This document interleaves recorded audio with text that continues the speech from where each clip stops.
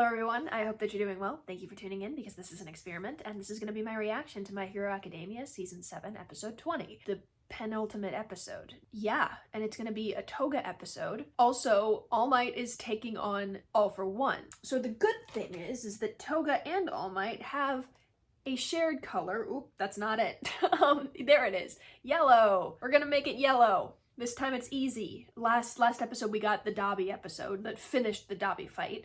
I'm guessing this is going to be the episode that finishes the Toga fight. Because we are so close to the finale, I'm expecting something like horrible to happen, like some sort of cliffhanger. I expect that I will get punched in the gut during this episode. The thing is, I don't particularly care for Toga. However, I do care for All Might. So we're just going to hope that nothing bad happens and that nothing goes wrong. It's a vain hope. Let's do this. Are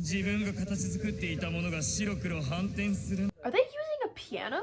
That's pretty rare in like moments like these. It's supposed to convey like a moment of holding your breath or like this is suddenly this is surreal. I remember I think Game of Thrones did it first. I've never seen Game of Thrones, but I know that there was a moment where like a piano started playing and everyone was like, has there ever been a piano in Game of Thrones? What's about to happen? And I think that's the point. Because like it ended with like somebody getting blown up, right? Like somebody blew up a building and like thousands of people were in the building or something. Yeah, I remember like hearing about that because I'm a very big fan of soundtracks. So there are several Game of Thrones soundtracks that I love. I remember when like a wave kind of went across the pop culture side when they're like Game of Thrones is using a piano, and I was like, okay, and I go and I listen and I'm like, oh yeah, it's building the tension, and then at the end something blows up.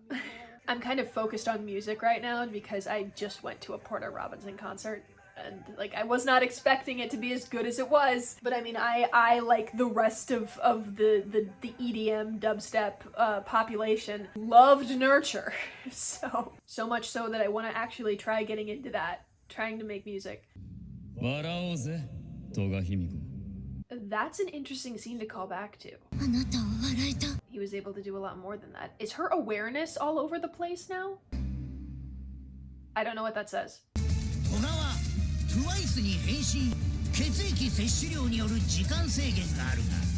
I underestimated how badly this would have gone. This is like the reason why Twice needed to die. Oh my gosh. No, dude, don't. Whoa.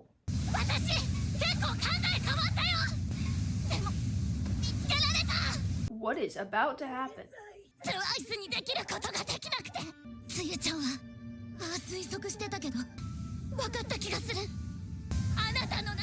Yeah, of course.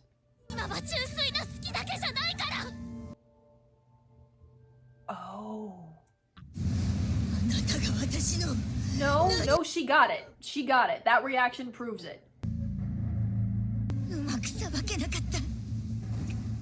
Is that her? Or is that another clone?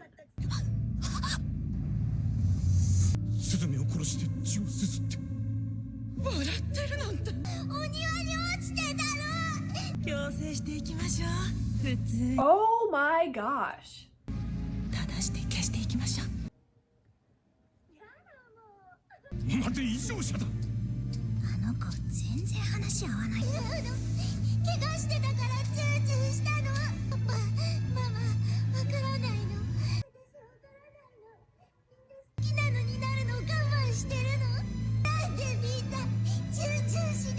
Yeah, because she thinks that's normal.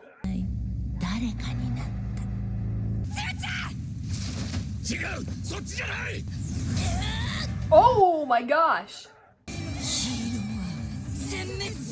So she can make clones, but they can't use quirks.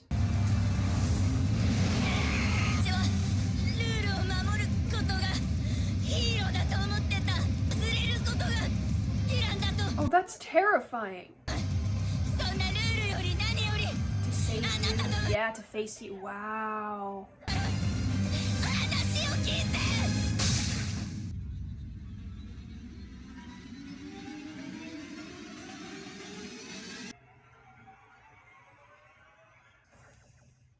No. No. Toga needs to be saved, And Uraraka has this amazing empathic ability. This is not where it ends. You can smoke with the mask on? Carmilla. That would be cute, actually. Yeah, honestly, Dobby, you. Like they were monikers, right?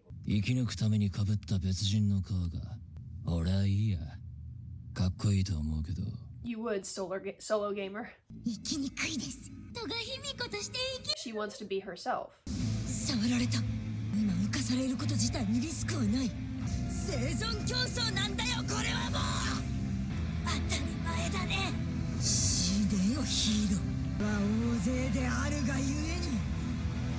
Somehow Toga has to be put down. Like I'm like at this point, it's gotta be done.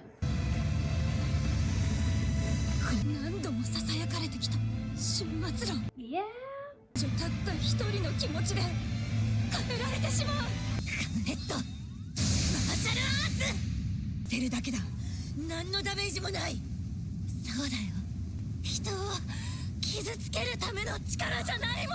I was just about to say that.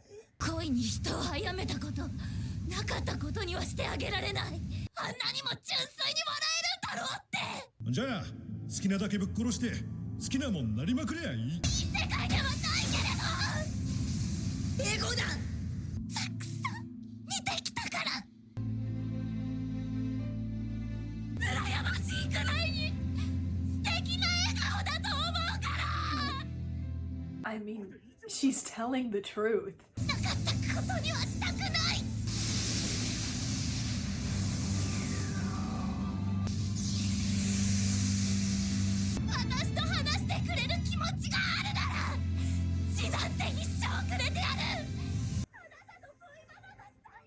She cares.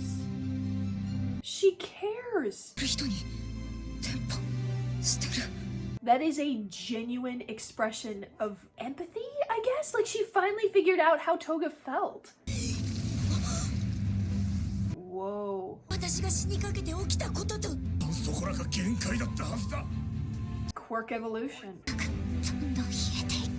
Oh, she's gonna die.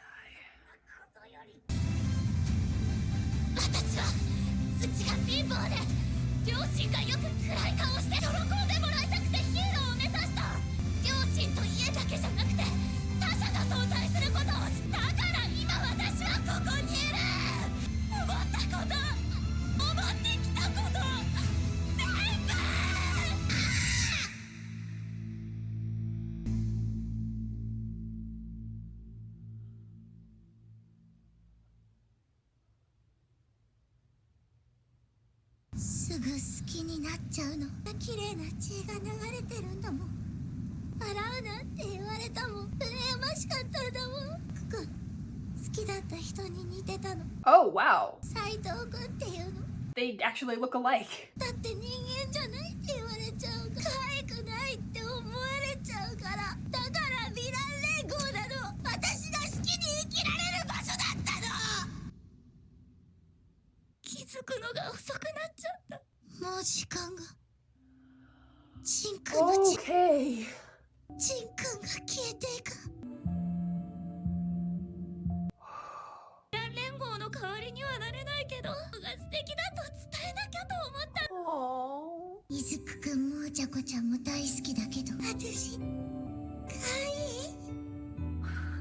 Okay.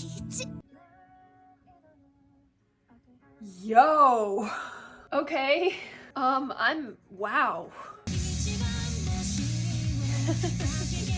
Aw. Okay. So the final battle is going to be All Might versus All for One. One last time. Okay, dang.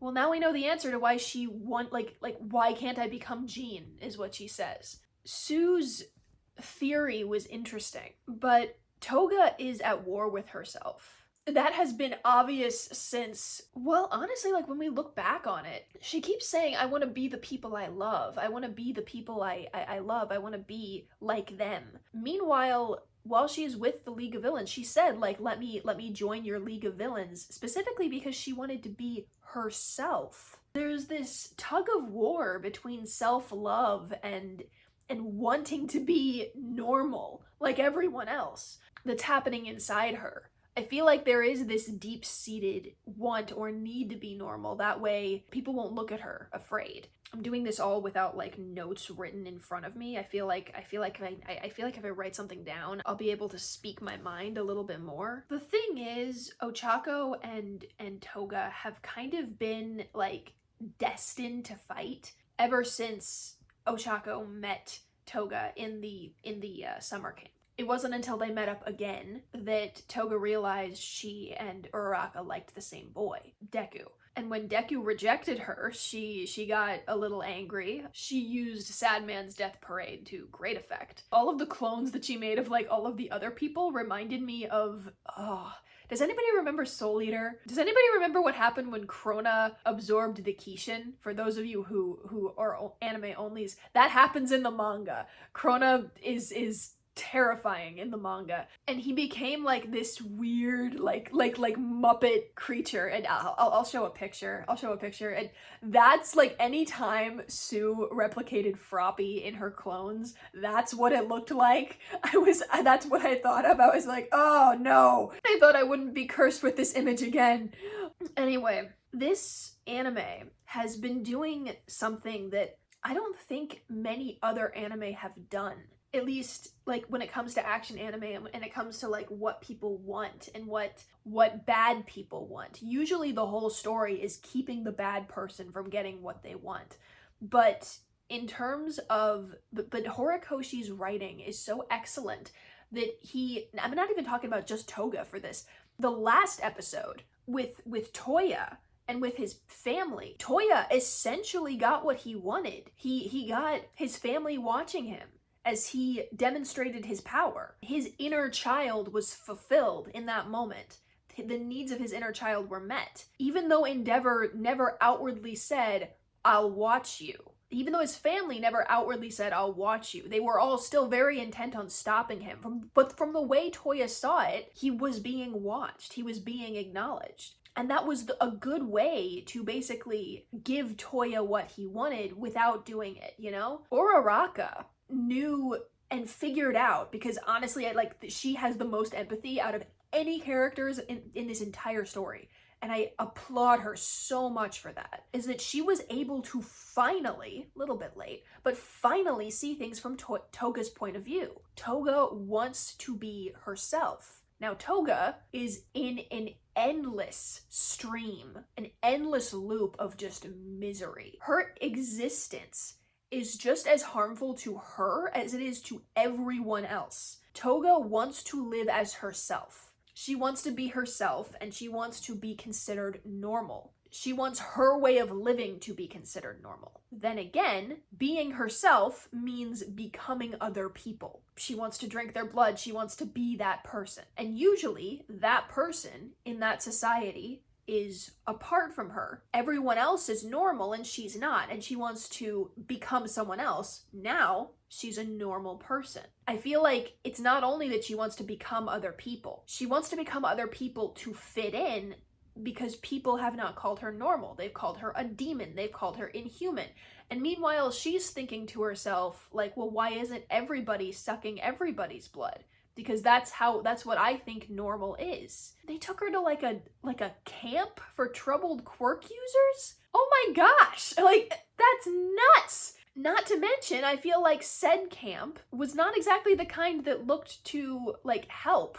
Like, I mean, you know how when the Batman villains, when they get defeated by Batman, they go to Arkham Asylum. I feel like if Arkham Asylum was even the slightest bit trying to actually cure its patients, everything would have turned out a whole lot better. I feel like Batman could have been able to retire early, or maybe he'd be the only messed up person on the block. I feel like whatever happened inside that camp, they made it worse. She's not normal. She feels hated. She wants to be other people. I feel like there's this part of her that in being other people, and I might be talking myself in a circle, but I feel like I need to find some sort of way to explain it.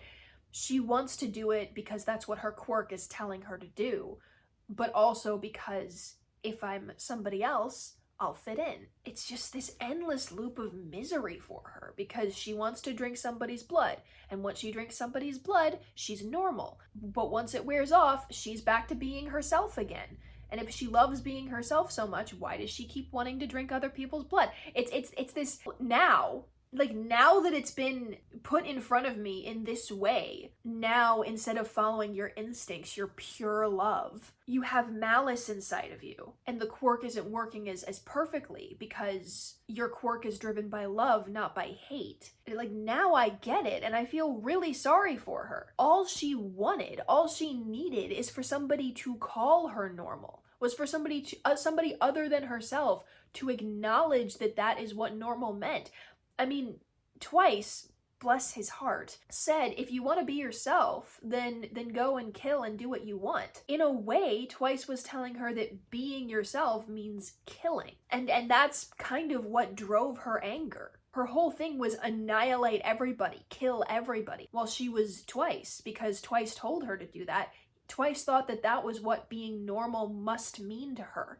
But that's wrong. Only she knows what normal means to her. And Uraraka was able to see that. I don't think any hero ever will have as much empathy as Uraraka Ochaco does. She was able to pick up on Toga's deepest desire after meeting her, 3 times? This being the 4th time? Yeah, the summer camp? I mean, she was in the overhaul arc. They were both in the overhaul arc, but I don't think they ever actually interacted with each other. Oh, no, wait. They did interact with each other in the overhaul arc, but Uraraka didn't know it was Toga. She thought it was Deku. Yeah, okay, so the summer camp was 1. The alleyway, when Shigaraki was awakened, was the 2nd time. The 3rd time was Okuto Island. The 4th time is now. That could technically be counted as 3 times. Only 3 times she meets this person. Uraraka wants to see people smile so much that she picks up on when people are crying. And I feel like the fact that Uraraka said, I am sorry that I was late. I want to talk about romance with you. I want to talk about you. I want to hear you. And if there is some part of me that can do that, that can reach you, I will give you blood for the rest of my life. I didn't catch all of that. Like, I was looking around. I think I was just looking at the picture and I didn't catch what that full line was. So I'm going to go back and I'm going to find it. If there's even a little part of you that will spare me the time to talk to you, I'll give you blood for the rest of my life. Wow. If you spare me the time, I will give you what you want. Yeah, at this point, Uraraka is dying. Like a stab to the abdomen, that is fatal if not treated. And Ochaco, being this person of empathy, wanting to give somebody the emotions needed to smile. The thing is that I like to think of myself as somebody who has empathy. Somebody who can see things from another person's point of view. I play devil's advocate a lot. If I put myself in Uraraka's position, I might have been able to talk the talk. I might have been able to say, I want to talk romance with you, but because I don't understand Toga, and because I have told you guys on this channel, I do not understand Toga. It took Uraraka basically voicing it to make me get it. You guys noticed, like when Toga said, "Do you think I'm cute?" I kind of went, well, I don't know if I truthfully would have been able to say that. I would have lied. But Uraraka meant it. That made all the difference, is that Toga just wanted to be seen as normal. She wanted all of herself, her murderous intentions, her quirk, her need to suck blood. Uraraka literally is saying, here, take it. Take it because I see you. And because I think you are cute. I think, like, you have such a lovely smile. I don't know what's going on inside Uraraka's head right now, but I think she actually means it. And that makes all of the difference. Toga needed to go down. Like, that was the other thing. This is why I think Uraraka was truthful, is that she said, I can't condone you for killing people. I can't condone you for committing crimes, and I can't replace the League of Villains, but I see you still. And that was enough to stall Toga to make twice as Quirk go away. But she finally felt seen, which I think is very cute. This whole episode was a study in what love was. Now, Toga's version of love is not love. And I mean, we know that because we're normal. But if she sees it as love, then it's love. I mean, she even said, like, I fall in love with animals, with heroes, with villains, with boys, with girls, with humans, because they all have blood in their bodies. And that's the part that she finds attractive to her. Very much like a vampire, I think. So for the longest time, and I mean, from any normal standpoint, I don't think anybody would see that as love, but obsession. But if that's Toga's pure-heartedness, if that's not something obsessive, then sure, it's love. An unhealthy kind. Uraraka demonstrated actual love, like the actual pure love in this.